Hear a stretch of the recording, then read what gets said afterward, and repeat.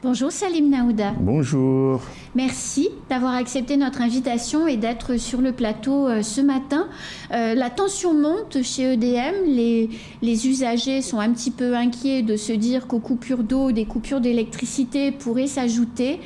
Où on en est réellement aujourd'hui chez EDM à quelques heures de nouvelles négociations avec la direction?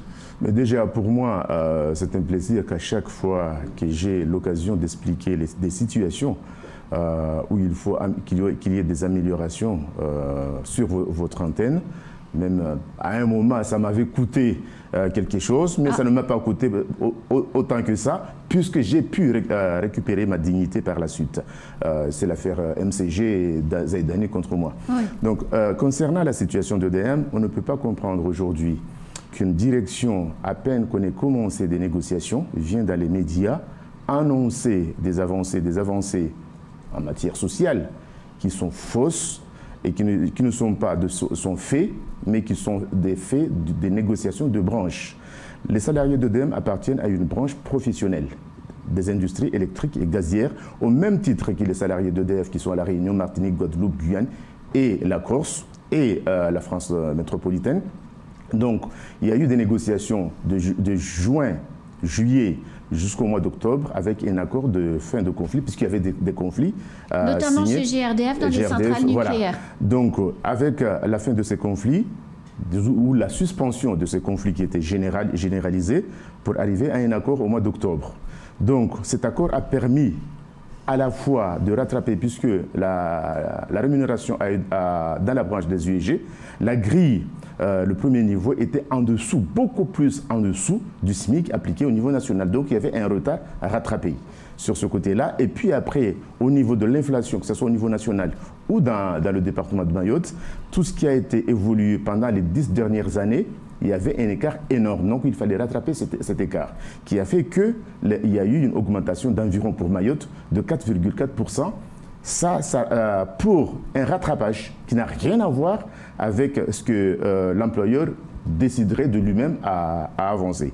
Les négociations à peine commencées, il est venu vendre ça comme s'il était question de monter la population de Mayotte contre les salariés d'EDM, si les salariés d'EDM venaient à un moment dire que la situation n'est pas suffisante, ce que vous avez proposé n'est pas suffisant, continuez les négociations. En interne, on l'a toujours fait de cette manière-là, négociation, et il n'y a jamais eu de publication en externe. Pourquoi lui, il a changé la méthode, aller prendre témoin, entre guillemets, la population contre les salariés d'EDM, alors que les négociations n'ont même pas abouti encore. Voilà. Alors peut-être, j'émets une hypothèse, hein, mais peut-être que les négociations, parce que c'est vrai, et vous l'expliquez souvent, chez EDM, en règle générale, on applique le protocole, voilà, les mesures nationales qui sont signées chez EDF. Ça fait 2 ans, et notamment cette année, que ce n'est pas appliqué. Peut-être aussi que la situation en métropole est très différente de la situation à Mayotte, et que ça justifie de ne pas le faire. Je prends l'exemple de GRDF. Alors vous allez me dire, c'est pas EDF, mais je prends l'exemple de GRDF parce que c'est assez symptomatique. Des grèves dans les centrales nucléaires qui empêchent de les redémarrer, alors que les métropolitains, c'est vrai que nous, pour l'heure, on n'est pas concernés, les métropolitains vont avoir froid et ne vont pas avoir de chauffage. Donc en gros, on lâche beaucoup pour remettre les gens au travail et réouvrir les centrales, et que donc ça crée une distorsion économique à Mayotte. Est-ce que c'est pas ça qui a conduit aussi Claude Hartmann à prendre la parole? Je crois que Claude Hartmann, ce n'est pas sa première essai. Il a essayé l'année dernière, d'ailleurs on est arrivé à la fin à une décision unilatérale de l'employeur, il a signé un accord tout seul pour imposer les avancements au choix, disons le taux sur les avancements au choix l'année dernière.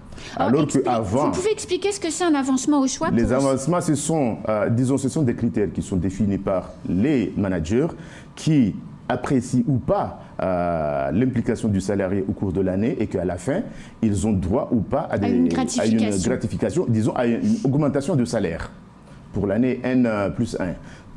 Donc, dès son arrivée, avant on négociait, il y avait une déclinaison de l'accord national, même si c'était une décision unilatérale de l'employeur au niveau national, mais au moins, ici, localement, on appliquait le minima de ce qui était décidé au niveau d'EDF. Mais depuis son arrivée l'année dernière, d'ailleurs, c'était très marrant. Quand il est arrivé, on avait cru que c'est quelqu'un qui a une maîtrise du statut des industries électriques et gazières, puisqu'il vient d'EDF et d'Enedis. Il a beaucoup d'expérience. Donc il a de l'expérience aussi, à la fois au niveau national, il a fait la Guyane, d'ailleurs ça s'est mal fini avec lui en Guyane, il a fait la Réunion, il a fait d'autres territoires. Donc je ne comprends pas qu'à son arrivée, il refuse d'emblée, dès 2021, d'appliquer le minimum qui était accordé chez EDF, qui était de 2,8%. Il nous a imposé en 2021 2,4% d'augmentation sur les évolutions. C'est pas, en plus, ça ne concerne pas tous les salariés, mais au moins sur celles et ceux qui avaient la chance d'avoir des augmentations. Cette année, il y a des accords qui sont signés chez comme vous avez dit, EDF, Enedis, qui sont des accords très intéressants. Nous avons demandé d'appliquer les accords qui sont validés, puisque en 2018 ou en 2020, on avait dit qu'on allait voir tous les accords qui s'étaient signés dans la branche professionnelle, ils étaient présentés par les organisations syndicales, et on va travailler sur la base de ces accords pour les appliquer à EDM. Et là, tout à coup, patatras, il oublie tout ce qu'il avait dit à son arrivée, et il veut imposer une méthode disons, de courir auprès des médias, de monter des vagues qui n'ont rien à voir. Et donc aujourd'hui, on sent qu'il n'y a pas envie de négociation. Nous avons un directeur qui est vent debout sur sa position, que je ne bouge pas quoi qu'il en coûte. Et le personnel en a assez. Mais Salim Naouda, il a fait valider par le conseil de surveillance une augmentation de la masse salariale de 10%, qui inclut deux aspects, 8,7% d'augmentation moyenne pour les salariés, et puis ensuite un programme de recrutement qui correspond, je suppose, aux besoins de l'entreprise. 10%, c'est beaucoup quand même. Mais 10%, si on le dit comme ça, on dit beaucoup. Mais 10% pour rattraper un retard, 10% pour équilibrer, pour prévoir des embauches, comme il le dit, 10% pour reconnaître, parce qu'il y a des salariés qui ont été discriminés pendant un certain nombre d'années dans l'entreprise. Donc s'il fallait reconnaître et refaire la carrière de ce personnel, surtout les anciens qui vont arriver cessamment sous peu à la retraite, accompagner ces anciens pour arriver à un niveau de vie normal et partir à la retraite en espérant avoir une retraite qui leur permettrait de vivre moyennement, dignement, non, moyennement, parce que la retraite à Mayotte n'est pas à un niveau suffisant, qu'ils arrivent à vivre moyennement dans ce territoire. Donc si on ajoute toutes ces personnes-là, ce n'est pas 10% pour tout le monde, c'est 10% pour l'ensemble des opérations des mesures salariales. Donc là-dessus, il ne faut pas qu'il se... Et en plus, d'ailleurs, j'attendrai que des syndicalistes qui ont participé à ce conseil de surveillance viennent démentir ce qu'il a avancé, qu'il a fait valider et que les syndicats n'ont rien dit. C'est ce qu'il a avancé à la presse, mais aussi en interne. Mais j'attends que les syndicats viennent démentir. Et puis en même temps, apporter un élément que quand on présente un budget global. Donc, dans un budget global, le conseil de surveillance avait validé un budget global de fonctionnement pour 2023, mais n'a pas validé un budget spécifique sur les mesures salariales. Petite remarque, 10%, alors 8,7%, on va juste parler des mesures salariales, 8,7%, vous l'avez dit, il y a un contexte d'inflation au niveau national, mais aussi au niveau de Mayotte qui est important. 5%, je le rappelle, d'augmentation des prix, mais surtout 10,6% d'augmentation sur l'alimentaire, ce qui est le plus gros panier de dépenses pour la population, c'est énorme. Donc on n'est pas... Mais Salim Naouda, vous êtes un syndicaliste expérimenté, vous ne tirez pas votre expérience que d'EDM, vous avez un regard global sur la société mahoraise. Quelle entreprise privée aujourd'hui peut décemment suivre le rythme imposé par EDF ou la barre mise par EDM, pas par EDF, pardon, par EDM, parce que 8,7 c'est quand même beaucoup. Qui va pouvoir suivre dans le privé? Je pense qu'il ne faut pas mettre en concurrence les salariés entre eux. Ça, il ne faut pas les mettre en concurrence. Chaque employeur a une responsabilité sociale dans son entreprise. Depuis 2002, je participe dans les négociations de la commission consultative du travail où on arrêtait, dans le passé, on avait la possibilité de mener des négociations, arriver à avoir des accords sur l'application des mesures à Mayotte. j'ai pas cessé d'alerter qu'il fallait en même temps qu'on mette en place le statut de la fonction publique à Mayotte, concomitamment qu'on travaille sur la question du privé. Les employeurs n'ont pas suivi. Il a fallu de 1987 à 2010, oui, non, 2007 à 2010 qu'on travaille sur l'évolution du SMIC pour rattraper le SMIC net national. Depuis, je ne sais pas ce qui se passe aujourd'hui, parce que c'est le gouvernement qui a pris la main dessus au détriment des salariés de ce territoire. Et s'il y avait une volonté des employeurs de Mayotte depuis tout ce temps-là, avec l'accord qu'ils ont signé, que nous avons signé en 2012, à la fois qu'ils ont profité de supprimer la prime d'ancienneté des salariés et refuser l'autre partie de négocier et mettre en place des conventions collectives, je pense que c'est la responsabilité des employeurs du secteur privé dans un premier temps. Et puis après, d'ailleurs, j'appelle à chaque fois et à chaque occasion les salariés du secteur privé de se mobiliser pour qu'on impose, parce que là, il faut plus négocier, il faut imposer l'application des conventions collectives nationales à Mayotte. Ce n'est pas les mesurettes, ce n'est pas le bon vouloir à chaque fois d'un ou d'un autre employeur qui fera évoluer le social dans le secteur privé. Donc il faut une vraie mobilisation du secteur privé. Et puis après, concernant, parce qu'il y a une chose qui est à EDM aussi, mais qui est partout, à chaque fois on nous parle d'attractivité. Quand on nous parle d'attractivité, alors que même les jeunes qui sont sur place, on fait en sorte pour qu'ils quittent les entreprises. Ceux qui ont fait des formations, qui sont des ingénieurs, ils quittent les entreprises de Mayotte pour aller espérer une évolution ailleurs. Je pense à la fois à EDM comme dans toutes les entreprises de Mayotte, on fait fuir la compétence locale et à chaque fois on crie au loup en disant qu'on n'a pas la compétence, on n'a pas ce qu'il faut, alors que les conditions de vie de ces jeunes ingénieurs et hauts cadres de Mayotte, fuient Mayotte parce qu'ils n'ont pas de perspectives d'évolution. Une entreprise comme EDM, il y a des postes qui s'ouvrent à chaque fois. Pourquoi ne pas préparer les jeunes cadres, ingénieurs mahorais pour prendre des postes à responsabilité? Aujourd'hui, nous avons un jeune, d'ailleurs c'est une fierté. Il était à EDM, il a demandé à évoluer, à connaître tout le système du réseau de Mayotte, réseau de distribution et de transport. On lui a dit non, tu n'as pas à aller là où il ne faut pas.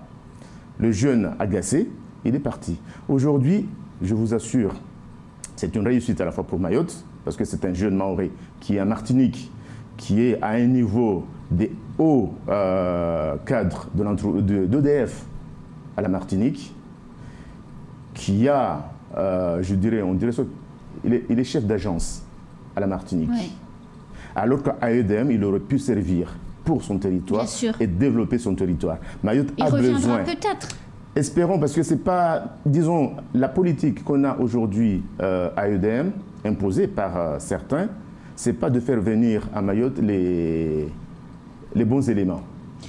Et je me permets de dire ça parce que nous avons eu un autre jeune aussi qui est cadre.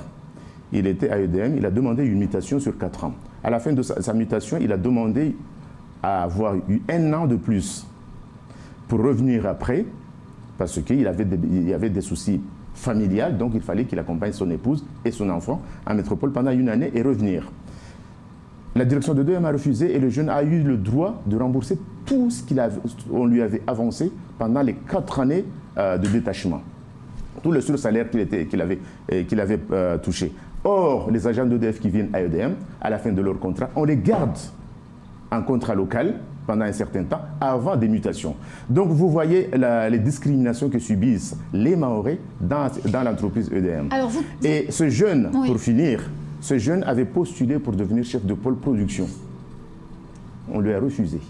Donc quand vous dites que peut-être lui, il reviendra un jour, c'est ce que nous espérons, qu'on reprendra les bonnes têtes de Mayotte pour les utiliser pour le développement de ce territoire, parce qu'un jeune Mahorais aura beaucoup plus de soucis du développement de son territoire que quelqu'un qui vient pour des primes et pour quelques années. Bien évidemment. Et surtout pour des personnes qui sont en fin de carrière. Mais Salim Naouda, il y a quand même une difficulté. Vous dites aujourd'hui il faut que les entreprises privées se prennent en main et que les salariés obtiennent leurs droits, en fait, quelque part, c'est-à-dire ces fameuses conventions collectives qui, effectivement, conditionnent beaucoup les avancées sociales.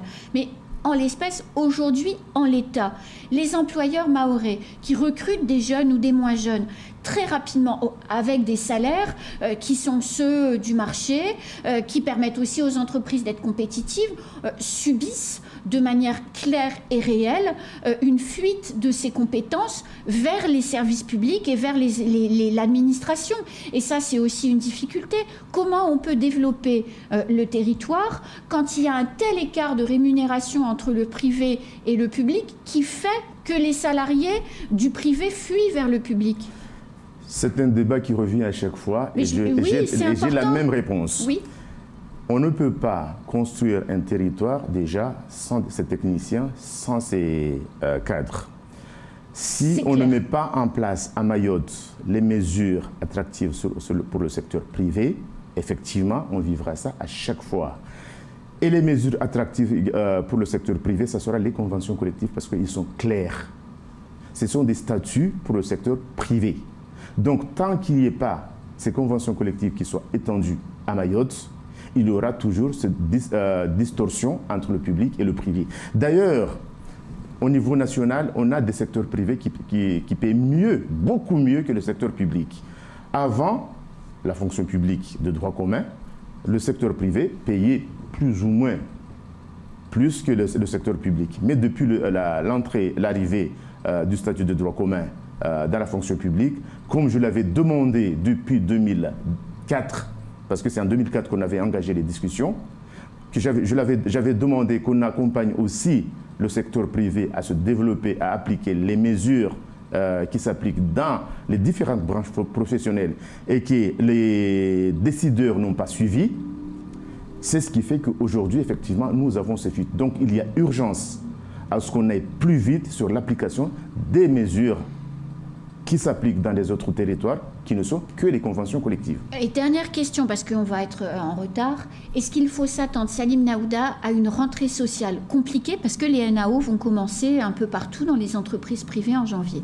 Déjà, de toute façon, il va y avoir des discussions. Dès maintenant, nous avons commencé à former au niveau de la CGT, nous avons commencé à former nos délégués, dans le cadre des négociations aussi.